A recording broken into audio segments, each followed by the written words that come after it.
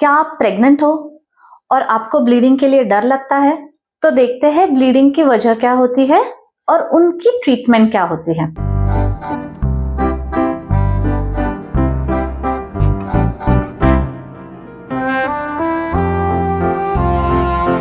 जब ब्लीडिंग होती है तो हमें डर लगता है कि इसकी वजह से मिसकैरेज ना हो जाए, और ये डर सही भी है।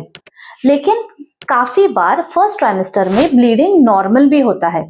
स्पेशली अगर आपका आईवीएफ हुआ है या आईयूआई से प्रेगनेंसी हुई है तो ब्लीडिंग हो सकता है, क्योंकि आपके बॉडी के हार्मोनल लेवल्स थोड़े से कम हो जाते हैं। आईवीएफ में सारे हार्मोन्स बाहर से दिए रहते हैं, इसीलिए आईवीएफ प्रेगनेंसीज में ब्लीडिंग बहुत कॉमन है। लेकिन सबसे अच्छी बात यह है कि ये वाली ब्लीडिंग ट्रीट भी बहुत इजीली हो जाती है। तो इस ब्लीडिंग को हम कहते हैं सबकोरियोनिक ब्लीड, यानी प्लेसेंटा के पीछे के साइड पे हमें थोड़ा सा ब्लड क्लॉट दिखता है। अगर ये थोड़ा सा ब्लड क्लॉट है तो उसमें डरने की कोई बात नहीं है। जनरली जैसे ही प्रेगनेंसी बढ़ने लगती है तो बच्चे का साइज बढ़ता है और क्लॉट का साइज सेम रहता है, तो उस वजह से वो क्लॉट छोटा लगने लगता है। काफी बार डॉक्टर्स आपको कोई मेडिसिन देंगे या इंजेक्शंस देंगे जिसके वजह से ये ब्लड क्लॉट डिसॉल्व भी हो सकता है। इस टाइप के ब्लीडिंग को थ्रेटन्ड अबॉर्शन ऐसे कहा जाता है। थ्रेटन्ड यानी जिसमें मिसकैरेज की संभावना है लेकिन वो हम प्रिवेंट कर सकते हैं। अगर आपको ऐसी ब्लीडिंग होती है फर्स्ट ट्राइमेस्टर में तो आपको सबसे पहले हॉस्पिटल में पहुंचना है और आपको डॉक्टर से चेकअप करवाने के बाद सोनोग्राफी करनी ही पड़ेगी, क्योंकि बिना सोनोग्राफी के पहले 3 महीने में हम ये नहीं बता सकते कि बच्चे के धड़कन कैसी है और क्लॉट का साइज क्या है। सेकेंड टाइप का जो ब्लीडिंग होता है उसे कहा जाता है इनएविटेबल अबॉर्शन। उसमें ये होता है कि ब्लीडिंग इतनी ज्यादा हो गई है कि थैली का मुंह खुलने लगा है और ब्लीडिंग के साथ साथ बच्चा भी बाहर आने लगा है। इस टाइप ऑफ ब्लीडिंग में जनरली हमें बच्चा बचाना नहीं पॉसिबल होता। थर्ड टाइप का जो अबॉर्शन रहता है उसे कहा जाता है मिस्ड अबॉर्शन। मिस्ड अबॉर्शन यानी ब्लीडिंग बहुत ही कम या ना के बराबर है और ब्राउनिश डिस्चार्ज होता है। ब्राउनिश डिस्चार्ज होने के बाद जब हम सोनोग्राफी करते हैं तब हमें पता चलता है कि बच्चे की धड़कन बंद हो गई है। उस टाइप को मिस्ड अबॉर्शन कहा जाता है। कभी कभी ब्लीडिंग जो है ये एक्टोपिक के वजह से भी हो सकता है।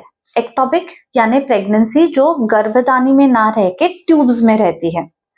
अभी ये जो ब्लीडिंग है ये थोड़ा थोड़ा ब्लीडिंग होता है लेकिन इसके साथ पेन ज्यादा होता है। तो अगर आपकी सोनोग्राफी हुई नहीं है और उसके पहले ही आपको अगर ब्लीडिंग स्पॉटिंग हुआ है तो आपको इमीडिएटली डॉक्टर पहले बीटा एचसीजी नाम का ब्लड टेस्ट करने के लिए कहेंगे। बीटा एचसीजी का जो भी वैल्यू आता है उस वैल्यूज के बाद हमें वो रिपीट करना पड़ता है, और अगर 48 आवर्स के बाद बीटा एचसीजी डबल नहीं हुआ, मान लीजिए आपका बीटा एचसीजी 200 आया है तो 48 आवर्स के बाद 400 आना चाहिए। अगर ये डबलिंग नहीं दिखता है तो एक्टोपिक की सस्पिशन बहुत ज्यादा होता है, और इस वक्त हमें ट्रांसवजाइनल सोनोग्राफी से ही पता चलता है कि एक्टोपिक है या इंट्रायूट्राइन है।